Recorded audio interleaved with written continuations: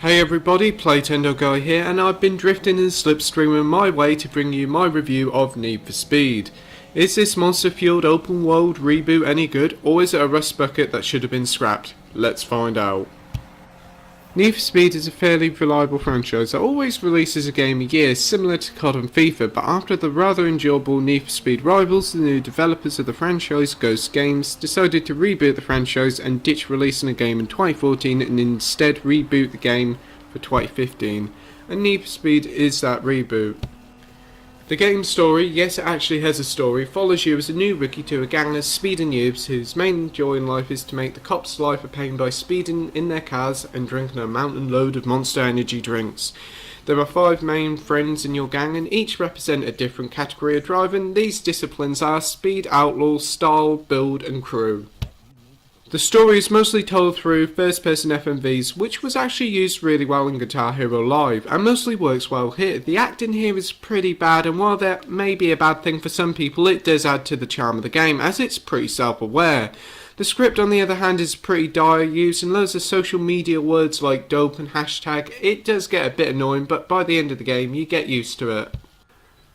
The game, like most recent Need for Speed titles, is open world, but while they all had an online mode, Need for Speed is permanently online and requires a constant internet connection to play. And this would be fine if it had loads of online features, but alas there isn't, and it just feels very similar to Need for Speed Rivals, where there's other players in your world playing, and you can join and race them if you want, and that's about it. You can play on your own if you wish, but you still have to be connected to the EA servers. And while there isn't any connection problems at all or errors, I just find being always online just pointless and detracts rather than adds to the game. Levels in the game are all pretty much the same. They vary from your bog standard races to drift challenges and time trials, and try as the game might, none of these levels feel any special. It also doesn't help the game has some pretty awful AI with some pretty bad rubber banding that'll end up causing you to fail some races, especially with the game's drift train levels where you have to stay with your partner car while drifting to earn points. It's annoying and it's not good game design.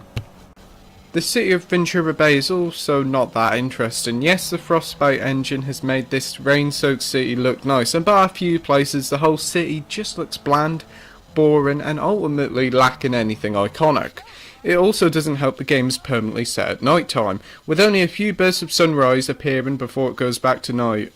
If the game had a proper night and day cycle, then probably Ventura Bay would look better, but alas this city isn't really worth exploring.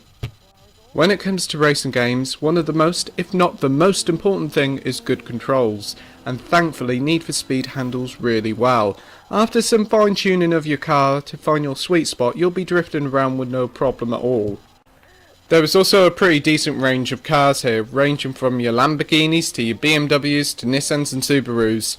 The game's 50 plus cars are fully customizable, which is great, and also there's a few more cars now thanks to free add-on content that has been added, drag races, and the developers have promised more free content throughout the year, so that's a big plus. Audio wise the game is a mixed bag. The cars themselves sound brilliant, offering plenty of punch when you're speeding around Ventura Bay. The game also has a licensed soundtrack that offers a bunch of dubstep tunes that bout out of your TV. They're okay if you like that sort of stuff, but for me I found it great, and then there wasn't even a song I've heard of. Presentation wise the game is great. The city of Ventura Bay may be bland, but it does look fine and the cars look stunning. The transition from cutscenes to game are also brilliant. There's plenty of good lighting and effects even if it's always night time in the game. Conclusion time now, and Need for Speed has got many good ideas under its bonnet, but with iffy design choices like the bland city of Ventura Bay, the always online aspect of the game, and the rubber banding AI, it does hamper what is sometimes a fun experience. Petrol heads will no doubt have some fun here, but I just can't help feel a little bit disappointed. Need for Speed gets a 6.5 out of 10 with the title of OK.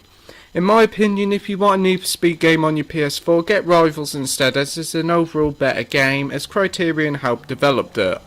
But nevertheless, thank you for watching my review. I hope you enjoyed it. Like, rate and subscribe, and keep on gaming.